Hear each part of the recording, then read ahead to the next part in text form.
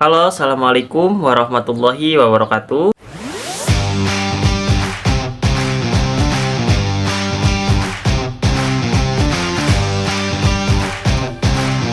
Perkenalkan, nama saya Firman Septian Sarugbi dari kelas K321MNR dengan nomor induk mahasiswa 11211695. Pada kesempatan kali ini, saya akan menjelaskan terkait ujian tengah semester pada mata kuliah Manajemen Ekspor Impor dengan dosen pengampu Bapak Wijanarko Agus Wibowo SEMS. Pada kesempatan kali ini, saya akan menjelaskan terkait alur dari ekspor, kemudian terkait dokumen ekspor apa saja, dan yang terakhir saya akan menjelaskan terkait definisi metode pengiriman serta penanggung jawab dan transfer resiko dari metode-metode tersebut. Baik, langsung saja kita ke video penjelasan yang satu ini. Assalamualaikum warahmatullahi wabarakatuh.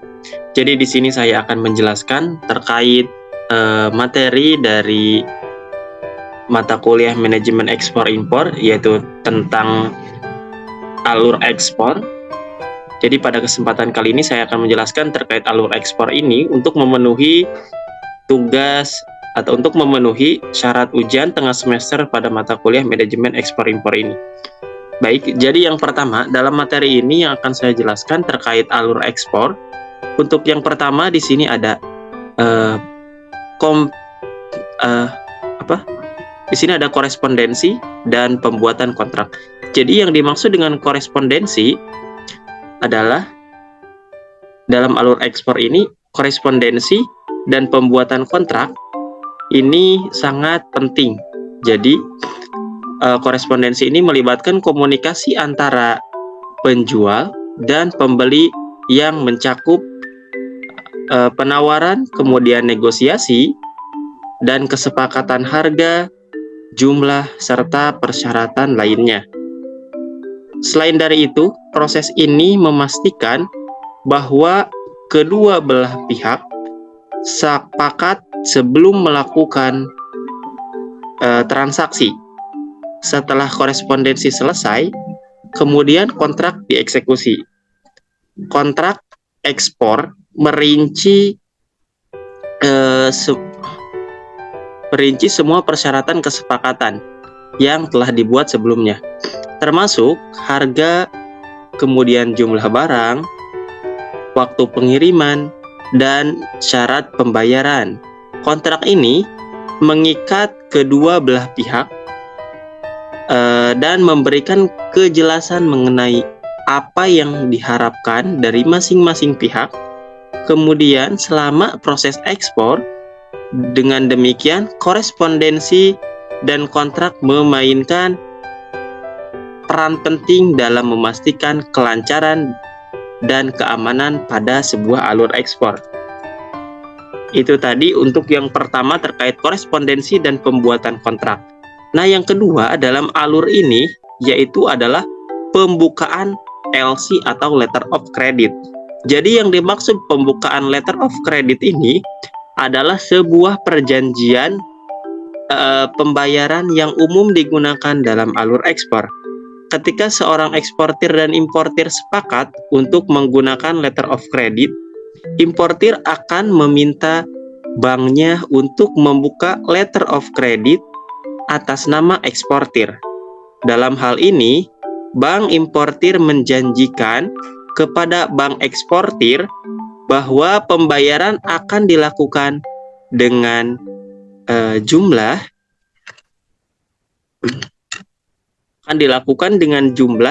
yang telah ditentukan ketika dokumen pengiriman barang telah disahkan atau telah diserahkan sesuai dengan persyaratan yang telah ditetapkan. Dengan demikian, pembukaan letter of credit memberikan jaminan pembayaran kepada eksportir dan kepastian pengiriman kepada importir. Itu tadi penjelasan terkait alur ekspor yang kedua tentang pembukaan letter of credit. Yang ketiga, di sini ada mengirimkan LC atau letter of credit. Dalam hal ini, alur ekspor adalah proses di mana eksportir dan importir menggunakan instrumen keuangan yang dijamin oleh bank sebagai jaminan pembayaran untuk transaksi perdagangan internasional tentunya ya. Eksportir menyerahkan letter of credit kepada importir yang kemudian membayarkan sejumlah uang kepada bank sesuai dengan persyaratan letter of credit. Setelah bank menerima pembayaran, bank akan mengirimkan letter of credit kepada eksportir yang kemudian akan mengirimkan barang ke importir sesuai dengan persyaratan yang tercantum dalam letter of credit. Dengan menggunakan letter of credit, resiko pembayaran dapat diatasi sehingga memberikan kepercayaan kepada kedua belah pihak dalam hal melakukan transaksi internasional. Baik, itu tadi penjelasan terkait alur ekspor yang ketiga, yaitu tentang mengirimkan LC. Kemudian yang keempat ada meneruskan letter of credit. Jadi yang dimaksud dengan meneruskan letter of credit adalah dalam alur ekspor ini, yaitu ketika menerima letter of credit, biasanya eksportir memutuskan untuk mengalihkan atau meneruskan letter of credit yang diterimanya kepada pihak lain, seperti bank atau pemasok. Ini dilakukan ketika eksportir tidak memiliki kemampuan atau keinginan untuk memenuhi persyaratan letter of credit sendiri, atau ketika mereka ingin mendapatkan dana lebih awal daripada tanggal jatuh tempo letter of credit. Proses ini melibatkan penerbit letter of credit asli, bank-bank yang terlibat dalam transaksi, kemudian penerima LC. Biasanya bank penerima akan membayar eksportir sebagian atau keseluruhan nilai LC. Kemudian bank tersebut akan menagih jumlah yang sama kepada bank penerbit letter of credit pada saat jatuh tempo. Hal ini memungkinkan eksportir untuk mendapatkan pembayaran lebih cepat, sementara bank menerima resiko pembayaran dari bank penerbit letter of credit. Selanjutnya di sini ada yang kelima, setelah meneruskan letter of credit, kemudian penyiapan barang. Jadi, penyiapan barang dalam alur ekspor adalah proses persiapan barang dari awal hingga siap dikirim ke luar negeri tentunya. Ini melibatkan berbagai langkah seperti pengemasan yang sesuai, kemudian pengisian dokumen ekspor, dan pemenuhan persyaratan bea cukai. Selain itu, penyiapan juga mencakup pengaturan pengangkutan yang aman dan efisien serta penanganan segala persyaratan hukum yang berlaku baik di negara asal maupun tujuan ekspor. Tujuannya adalah untuk memastikan barang dapat sampai dengan baik ke tujuan akhir tanpa masalah yang berarti. Selanjutnya yang keenam, setelah penyiapan barang, kemudian ada pemesanan kapal. Jadi pemesanan kapal dalam alur ekspor adalah proses di mana perusahaan atau individu yang ingin mengirim barang ke luar negeri melakukan reservasi atau pemesanan kapal untuk mengangkut barang tersebut. Pada tahap ini, mereka menentukan jenis kapal yang sesuai dengan kebutuhan mereka, seperti kapal kargo untuk barang-barang besar atau kapal kontainer untuk mengirimkan dalam jumlah besar.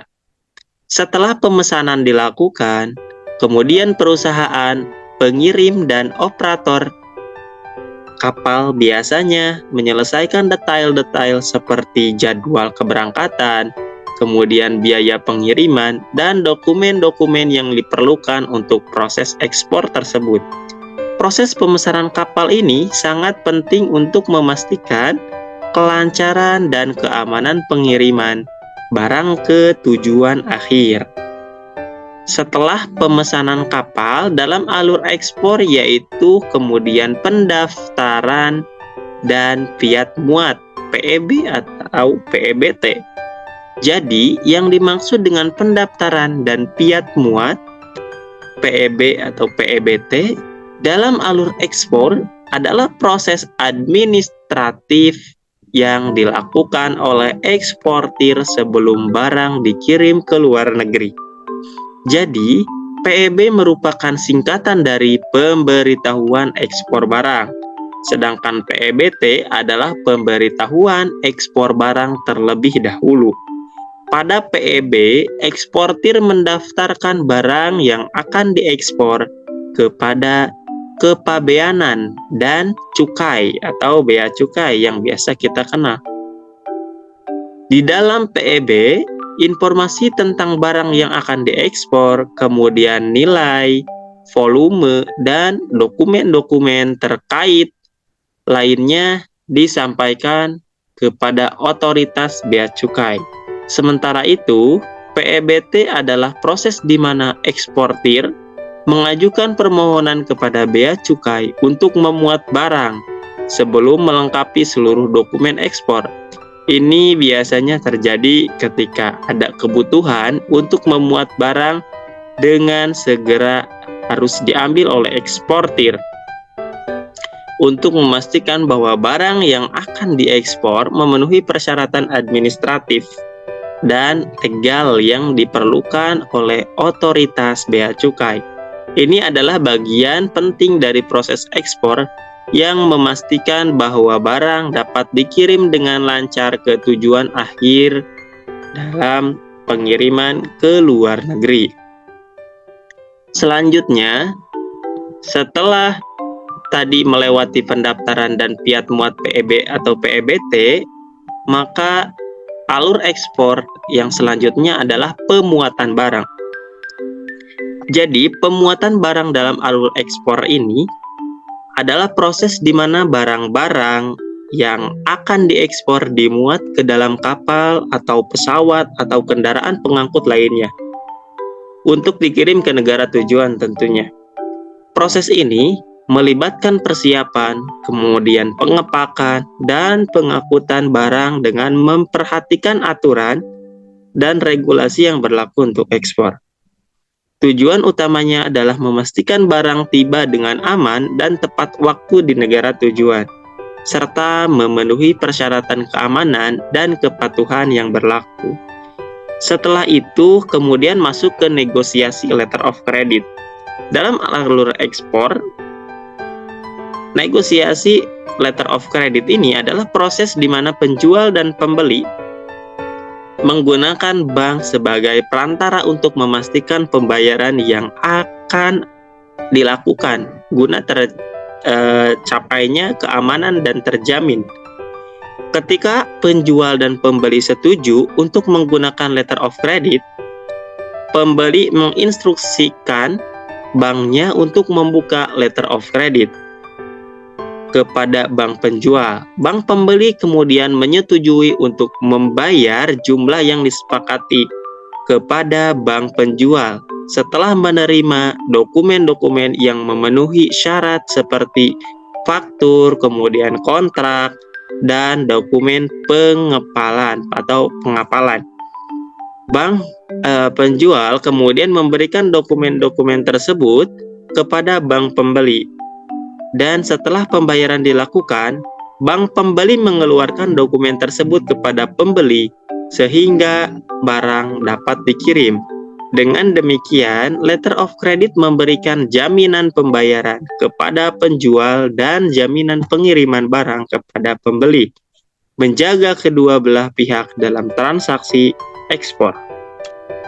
Setelah itu, kita masuk ke pengiriman dokumen sesuai letter of credit.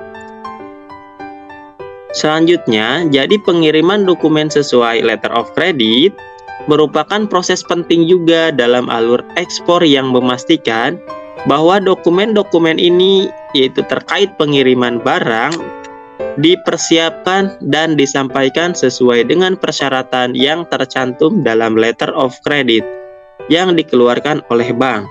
Ketika eksportir atau penjual dan importir atau pembeli setuju untuk melakukan transaksi menggunakan letter of credit, eksportir harus memastikan bahwa semua dokumen yang diperlukan seperti faktur komersial, kemudian sertifikat asal, dan dokumen pengapalan dipersiapkan sesuai dengan persyaratan letter of credit yang telah ditetapkan sebelumnya. Setelah barang dikirim, eksportir harus menyiapkan dan mengirimkan dokumen-dokumen tersebut kepada bank yang dikeluarkan letter of credit, yang kemudian akan memeriksa kelengkapan dokumen dan meneruskannya kepada bank importir. Setelah bank importir menerima dokumen-dokumen yang sesuai dengan persyaratan letter of credit, pembayaran akan dilakukan kepada eksportir sesuai dengan ketentuan dalam letter of credit. Jadi, proses pengiriman dokumen sesuai letter of credit ini memastikan kepatuhan terhadap perjanjian antara eksportir dan importir, serta memfasilitasi pembayaran yang tepat waktu. Untuk selanjutnya yaitu ada penyiapan dokumen. Dalam alur ekspor juga sangat penting dalam hal penyiapan dokumen dalam perdagangan internasional. Dokumen-dokumen ini memfasilitasi perjalanan barang dari satu negara ke negara lainnya dengan lancar dan sesuai dengan peraturan yang berlaku. Biasanya alur ini dimulai dengan pembuatan dokumen ekspor seperti invoice, kemudian paket pengiriman, dan dokumen pabean. Dokumen tersebut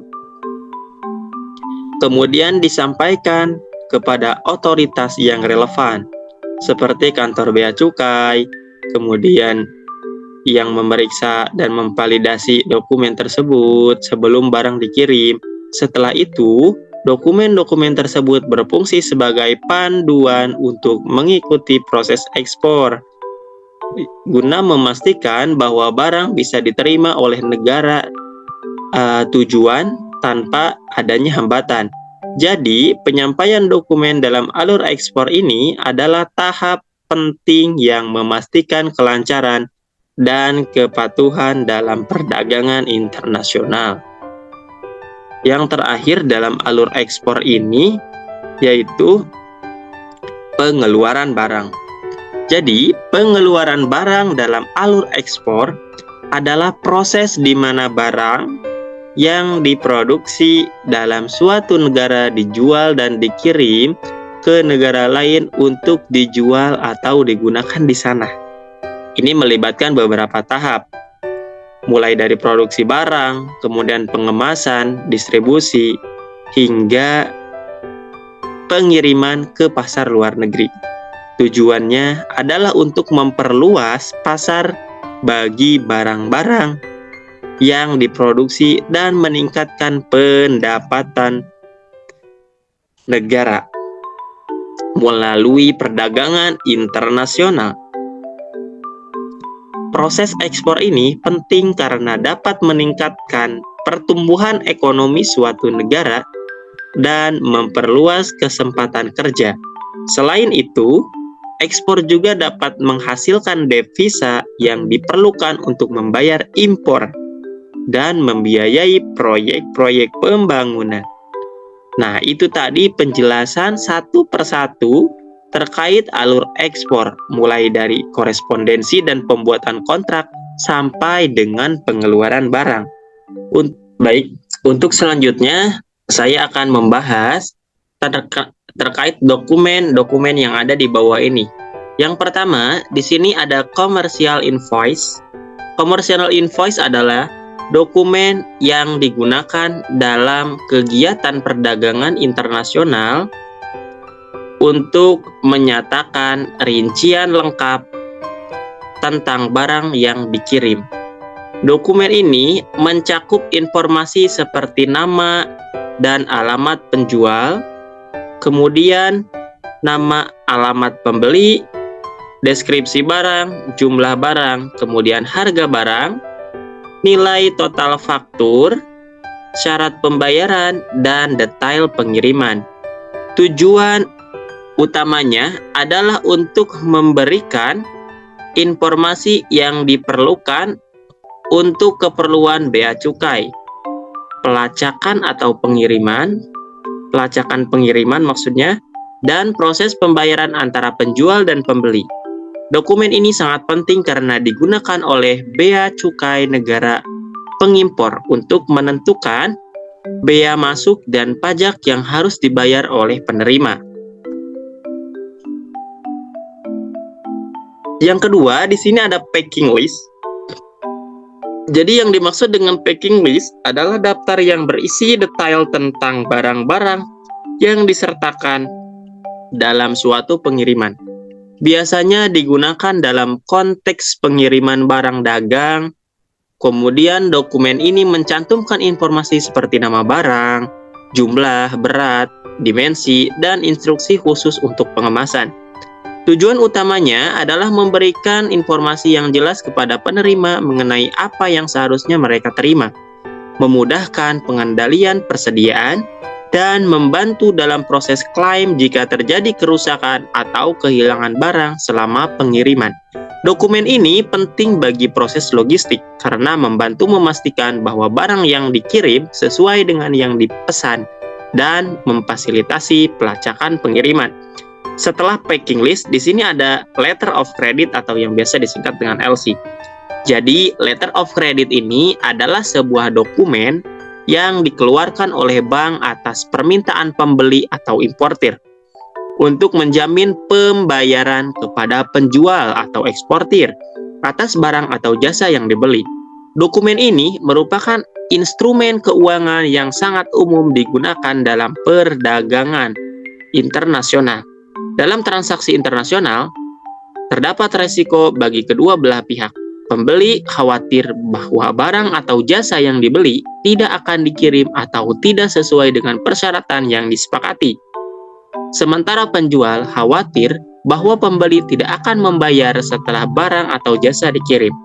Letter of credit ini berperan dalam mengatasi kedua masalah ini. Dengan letter of credit, bank pembeli setuju untuk membayar kepada bank penjual atau eksportir dengan jumlah tertentu setelah terpenuhinya persyaratan yang ditetapkan dalam letter of credit. Seperti pengiriman dokumen yang sesuai dengan persyaratan letter of credit. Letter of credit memberikan jaminan kepada penjual bahwa pembayaran akan dilakukan, asalkan penjual memenuhi persyaratan yang ditetapkan dalam letter of credit. Untuk selanjutnya, setelah letter of credit, di sini ada bill of lading atau yang disingkat BL. Jadi, bill of lading adalah dokumen yang dikeluarkan oleh pihak pengangkut, seperti perusahaan pengiriman atau agen pelayaran, kepada pengiriman barang. Dokumen ini mencatat detail pengiriman barang, seperti jenis barang, kemudian jumlah, dan tujuan pengiriman. Bill of lading berfungsi sebagai bukti kepemilikan atas barang yang dikirim. Selain itu, bill of lading dapat digunakan untuk mengatur pembayaran, seperti sebagai kontrak antara pengirim dan penerima, serta sebagai instruksi kepada agen pengiriman di pelabuhan tujuan. Dengan kata lain, bill of lading sangat penting dalam proses pengiriman barang, karena memudahkan pelacakan dan pengendalian barang selama dalam perjalanan serta menjamin hak-hak kedua belah pihak yang terlibat. Setelah bill of lading, kemudian ada airway bill.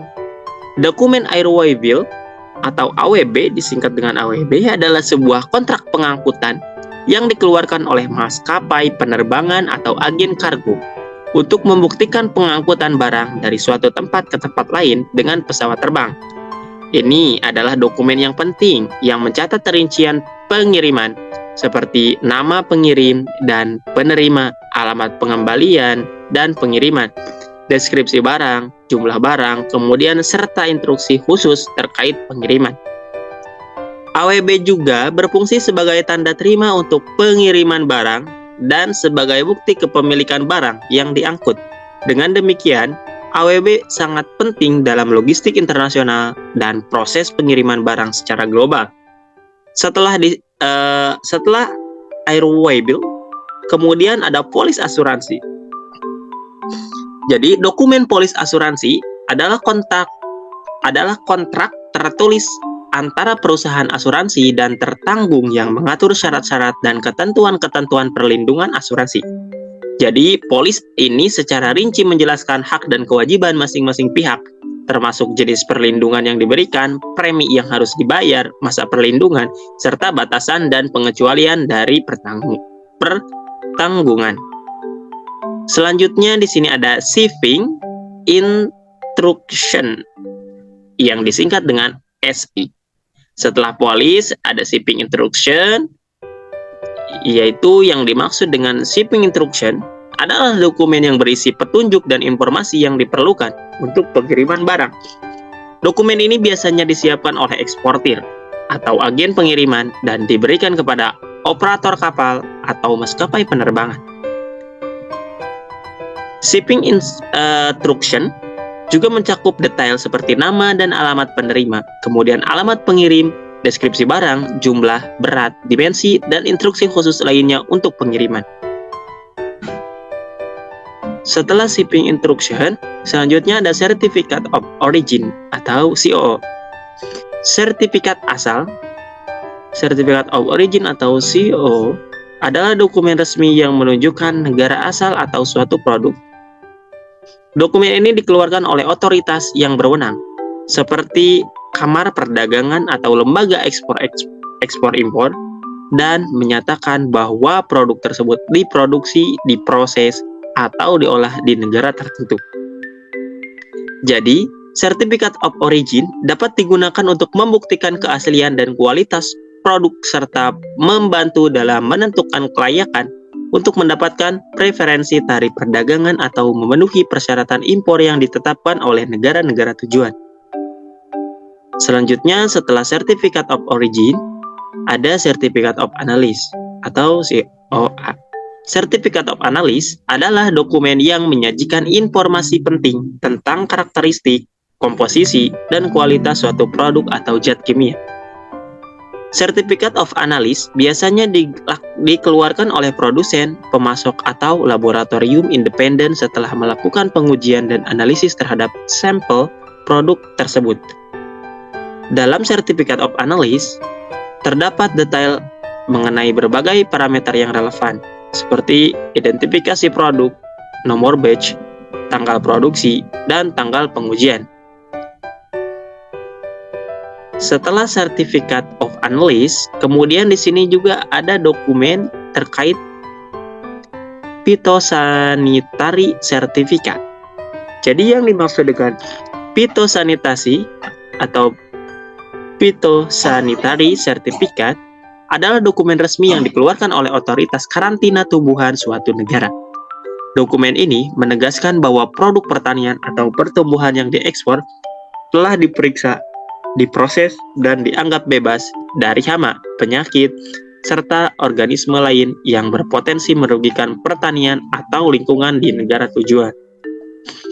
Selanjutnya, setelah Phytosanitary, dokumen yang selanjutnya di sini ada Fumigation Certificate. Jadi, Fumigation Certificate adalah dokumen yang resmi dikeluarkan oleh otoritas yang berwenang atau perusahaan fumigasi yang menyatakan bahwa suatu barang atau kargo telah menjalani proses fumigasi. Proses ini melibatkan penggunaan gas beracun untuk membunuh serangga, bakteri, atau organisme lain yang dapat merusak barang. Seringkali fumigasi diperlukan untuk memastikan bahwa barang-barang yang diimpor atau ekspor bebas dari hama atau penyakit yang dapat membahayakan kesehatan manusia, tanaman, atau hewan. Selanjutnya ada Veterinary Certificate. Veterinary Certificate adalah dokumen resmi yang dikeluarkan oleh seorang dokter hewan atau lembaga kesehatan yang menyatakan status kesehatan hewan. Dokumen ini memberikan informasi tentang kesehatan fisik hewan, riwayat vaksinasi, hasil tes laboratorium, dan kondisi lain yang relevan. Veterinary Certificate biasanya diperlukan untuk perjalanan internasional, impor dan ekspor hewan, serta untuk pameran hewan. Tujuannya adalah untuk memastikan bahwa hewan yang dipindahkan atau diperdagangkan memenuhi standar kesehatan yang ditetapkan oleh negara tujuan atau lembaga yang mengatur perdagangan hewan. Selanjutnya, setelah itu ada dokumen Wage Note. Jadi yang dimaksud dengan dokumen white note adalah dokumen yang digunakan untuk mencatat informasi terkait dengan pengukuran berat suatu barang atau kargo. Dokumen ini umumnya digunakan dalam proses pengiriman barang atau logistik. Jadi white note ini penting karena menjadi dasar untuk menghitung biaya pengiriman dan juga untuk mencatat informasi yang relevan terkait dengan barang yang dikirim. Selanjutnya yang terakhir di sini ada dokumen measurement list. Jadi dokumen measurement list adalah sebuah daftar yang berisi detail tentang ukuran dan dimensi dari suatu objek atau proyek. Biasanya digunakan dalam berbagai bidang seperti arsitektur, konstruksi, dan rekayasa. Dokumen ini berperan penting dalam proses perencanaan dan pelaksanaan proyek karena menyajikan informasi yang diperlukan untuk membuat estimasi biaya, mengatur perencanaan, dan memantau kemajuan proyek. Tujuan dari dokumen ini adalah untuk memberikan panduan yang jelas kepada para pihak terkait, seperti arsitek, insinyur, dan kontraktor agar mereka dapat bekerja dengan efisien dan sesuai dengan spesifikasi proyek berjalan lancar, sesuai dengan rencana, dan memenuhi standar yang diinginkan. Itu tadi penjelasan terkait materi dari mata kuliah manajemen ekspor impor terkait dokumen-dokumen yang ada di bawah ini, mulai dari commercial invoice sampai dengan measurement list. Baik, untuk selanjutnya di sini saya akan menjelaskan terkait masing-masing dari metode pengiriman, kemudian resiko penanggung jawab dan lain sebagainya. Yang pertama di sini ada X-work. X-work atau X-way adalah istilah yang digunakan dalam perdagangan internasional untuk menunjukkan bahwa penjual hanya berkewajiban untuk menyiapkan barang yang akan dikirimkan di tempat pabrik atau tempat lain yang disepakati. Ini berarti bahwa penjual tidak bertanggung jawab atas biaya pengangkutan, asuransi, atau bea cukai untuk membawa barang ke tempat tujuan akhir. Dalam metode pengiriman X-work, penjual hanya berkewajiban untuk menyiapkan barang yang dibeli oleh pembeli di tempat penjualan. Ini termasuk persiapan barang, kemudian pengemasannya dan pemuatan ke kendaraan yang akan mengangkut barang tersebut. Transfer resiko X-work terjadi pada saat barang dipindahkan dari tempat penjualan ke kendaraan yang akan membawanya. Setelah barang ditempatkan di kendaraan yang tepat, resiko atas kerusakan atau kehilangan barang akan beralih dari penjual ke pembeli. Dengan demikian, pembeli bertanggung jawab atas resiko yang terkait dengan pengiriman barang mulai dari titik tersebut. Selanjutnya, di sini ada free carrier. Jadi, free carrier adalah istilah dalam metode pengiriman barang internasional yang menunjukkan bahwa penjual bertanggung jawab untuk mengirimkan barang ke tempat yang telah disepakati dengan pembeli. Namun, pada titik pengiriman tersebut, tanggung jawab dan resiko atas barang beralih ke pembeli. Jadi, dalam free carrier, penjual harus menyediakan barang, melakukan ekspor, dan menanggung biaya hingga titik pengiriman yang telah disepakati. Titik pengiriman ini bisa berupa gudang, pelabuhan, atau tempat lain yang disetujui antara penjual dan pembeli. Pada titik ini, pengiriman yang telah disepakati, tanggung jawab atas barang dan resiko beralih dari penjual ke pembeli. Ini berarti pembeli bertanggung jawab untuk mengatur impor, membayar biaya impor, kemudian menanggung resiko atas kehilangan atau kerusakan barang sejak saat itu. Dalam rangka memahami transfer resiko yang ditanggung jawab di free carrier, penting untuk mencatat bahwa penjual harus memastikan barang sampai di tempat pengiriman yang telah disepakati dalam kondisi yang sesuai setelah barang tiba di tempat tersebut. Pembeli yang bertanggung jawab atas resiko dan biaya tambahan yang terkait dengan pengiriman barang tersebut ke tujuan akhirnya. Untuk selanjutnya, tadi setelah free carrier, kemudian di sini ada juga free alongside ship. Free alongside ship atau FAS adalah istilah yang digunakan dalam metode pengiriman internasional untuk menentukan titik di mana penjual menyelesaikan kewajibannya dengan cara menempatkan barang di pelabuhan pengapalan yang ditentukan oleh pembeli. Dengan kata lain, penjual bertanggung jawab untuk mengirimkan barang hingga tepi dermaga kapal yang telah ditentukan. Dan biaya serta resiko atas barang tersebut berpindah ke pembeli begitu barang ditempatkan di samping kapal. Penjual bertanggung jawab untuk mengurus pengiriman barang sampai di samping kapal di pelabuhan pengapalan yang telah disepakati. Ini termasuk mengurus izin ekspor, proses pemuatan barang ke kapal, dan biaya yang terkait dengan proses tersebut. Setelah barang ditempatkan di samping kapal, tanggung jawab atas biaya dan resiko berpindah ke pembeli. Transfer resiko dari FAS terjadi ketika barang telah ditempatkan di samping kapal di pelabuhan pengapalan. Dari titik ini, pembeli bertanggung jawab atas resiko kerusakan atau kehilangan barang, serta biaya-biaya yang terkait dengan proses pengiriman selanjutnya, seperti biaya pengapalan, asuransi, dan biaya bongkar muat di pelabuhan tujuan. Dengan demikian, pembeli harus memastikan bahwa mereka memiliki asuransi yang memadai dan mengambil tindakan yang diperlukan untuk melindungi kepentingan mereka setelah resiko tersebut berpindah ke tangan mereka. Selanjutnya, setelah free alongside ship, ada free on board.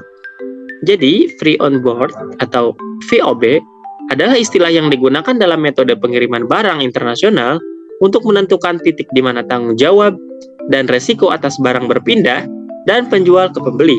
Dalam definisi free on board, penanggung jawab dari free on board adalah penjual hingga barang ditempatkan di atas kapal atau kendaraan yang akan mengangkutnya. Artinya, penjual bertanggung jawab atas biaya dan risiko terkait dengan pengemasan, muatan barang, dan biaya pengiriman hingga barang tersebut dimuat ke kapal.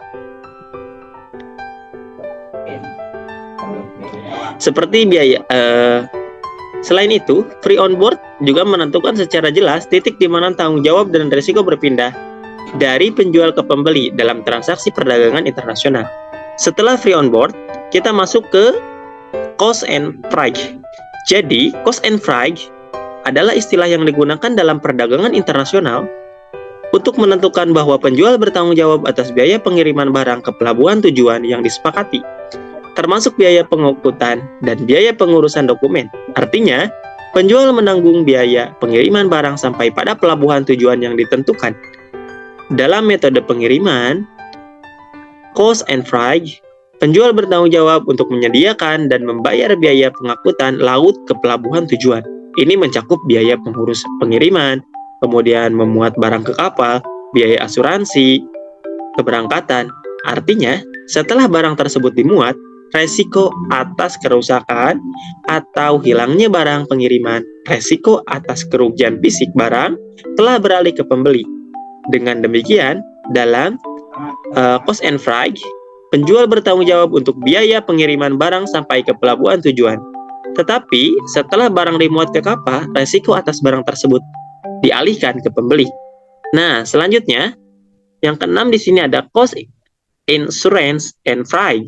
Jadi, cost insurance and freight adalah istilah dalam perdagangan internasional yang menetapkan bahwa penjual bertanggung jawab untuk mengatur dan membayar biaya pengiriman barang ke pelabuhan tujuan yang disebut dalam kontrak, termasuk biaya asuransi dan freight atau ongkos angkut. Dalam metode pengiriman, cost insurance freight, penjual memiliki tanggung jawab untuk membayar biaya pembelian barang, biaya asuransi, biaya pengiriman barang ke pelabuhan tujuan. Dengan demikian, penjual harus mengurus semua proses pengiriman dan asuransi hingga barang tiba di pelabuhan tujuan. Jadi, dapat kita simpulkan berarti jika terjadi kerusakan atau kehilangan selama pengiriman, pembeli yang akan menanggung kerugian tersebut. Nah, jadi meskipun penjual bertanggung jawab atas biaya dan proses pengiriman, pembeli yang bertanggung jawab atas resiko barang sejak kapal berangkat dari pelabuhan asal. Selanjutnya, setelah tadi cost insurance and freight, di sini ada cost paid to. Jadi, cost paid to adalah istilah dalam metode pengiriman yang menunjukkan bahwa Penjual bertanggung jawab untuk membayar biaya pengiriman barang ke suatu tempat tujuan yang telah disepakati. Dalam cost paid to, penjual harus menanggung semua biaya dan resiko hingga barang sampai ke tempat tujuan yang ditentukan. Penanggung jawab dari cost paid to adalah penjual. Artinya, penjual bertanggung jawab untuk membayar biaya pengiriman barang ke tempat tujuan yang telah disepakati. Ini mencakup biaya transportasi, asuransi, dan bea cukai yang diperlukan untuk mengirim barang ke tempat asal hingga ke tempat tujuan yang ditentukan dalam kontrak. Transfer resiko dari cost paid to ini terjadi ketika barang telah tiba di tempat tujuan yang ditentukan. Pada saat itu, resiko atas kerusakan atau kehilangan barang akan beralih dari penjual ke pembeli. Dengan demikian, pembeli akan mengambil alih tanggung jawab dan resiko atas barang tersebut setelah barang sampai di lokasi yang disepakati. Ini berarti jika terjadi kerusakan atau kehilangan selama perjalanan ke tempat tujuan, maka risiko tersebut akan ditanggung oleh pembeli. Selanjutnya, setelah cost paid to, di sini ada career and insurance paid to.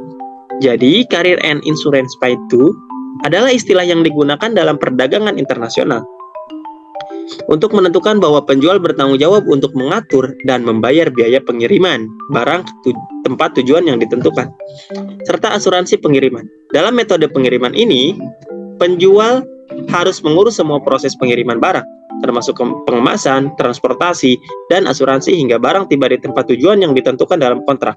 Ini berarti bahwa penjual harus membayar biaya pengiriman, biaya asuransi, dan biaya lain yang terkait dengan pengiriman barang ke tempat tujuan yang disepakati. Penanggung jawab utama dari career and insurance paid to adalah penjual. Maka, penjual harus memastikan bahwa barang dikirim dengan aman dan sesuai dengan persyaratan kontrak. Mereka juga harus menyediakan asuransi untuk melindungi barang selama pengiriman. Transfer resiko dari career and insurance paid to terjadi saat barang keluar dari gudang penjual. Dengan kata lain, setelah barang dikirim kepada pengangkut, resiko kerusakan atau kehilangan barang berpindah dari penjual ke pembeli. Selanjutnya, di sini ada delivered at place unloaded. Jadi, metode ini adalah sebuah metode penjual yang bertanggung jawab untuk mengirimkan barang ke lokasi yang disepakati dengan pembeli dan membebaskan beban untuk membongkar barang tersebut. Dengan kata lain, penjual harus membawa barang hingga ke tempat tujuan dan pembongkarannya sehingga barang tersebut tersedia untuk diterima oleh pembeli. Tanggung jawab utama dari metode pengiriman ini adalah pada penjual. Penjual harus mengatur pengiriman barang sampai ke tempat tujuan yang telah disepakati dengan pembeli, serta membongkarnya dari kendaraan pengangkut. Sementara itu, transfer resiko dari delivered at place unloaded terjadi ketika barang telah dibongkar di tempat tujuan. Artinya, setelah barang dibongkar dari kendaraan pengangkut, resiko atas barang tersebut secara resmi beralih dari penjual ke pembeli. Dengan demikian, jika terjadi kerusakan atau kehilangan pada barang setelah dibongkar, maka resiko dan tanggung jawab menjadi milik pembeli. Selanjutnya, di sini ada delivered at place. Jadi, delivered at place ini adalah istilah perdagangan internasional yang menunjukkan bahwa penjual bertanggung jawab untuk mengirimkan barang ke tempat tujuan yang disepakati dengan pembeli, yang kemudian menjadi tanggung jawab pembeli untuk mengurus bea masuk, pajak, dan mengirimkan barang ke tempat yang telah ditentukan. Tetapi tidak mengurus proses impor atau bea cukai. Penanggung jawab dari delivered at place adalah penjual hingga barang-barang tersebut sampai ke tempat yang telah disepakati dengan pembeli. Penjual harus menanggung biaya dan risiko terkait dengan pengiriman barang hingga ke titik tujuan yang ditentukan. Setelah itu, risiko dan tanggung jawab untuk barang-barang tersebut beralih ke pembeli. Nah, selanjutnya, setelah delivered at place, ada juga delivered duty paid. Jadi, delivered duty paid ini adalah istilah yang digunakan untuk menunjukkan bahwa penjual bertanggung jawab untuk mengirimkan barang kepada pembeli di lokasi yang ditentukan dengan semua biaya, termasuk pajak dan bea cukai yang diperlukan. Sudah dibayar tentunya dalam delivery duty paid, penjual mengurus segala proses ekspor impor serta pembayaran pajak dan bea cukai yang relevan hingga barang sampai di tangan pembeli. Ini berarti penjual bertanggung jawab atas semua resiko dan biaya yang terkait dengan pengiriman barang ke tempat tujuan yang ditentukan oleh pembeli.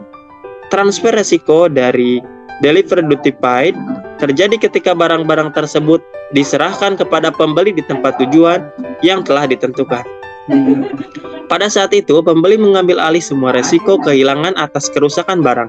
Dengan kata lain, dari saat barang dikirimkan hingga diterima oleh pembeli, semua resiko terkait dengan pengiriman ditanggung jawab oleh penjual. Baik, itu tadi pemaparan yang saya bisa sampaikan terkait ujian tengah semester pada mata kuliah Manajemen Ekspor Impor.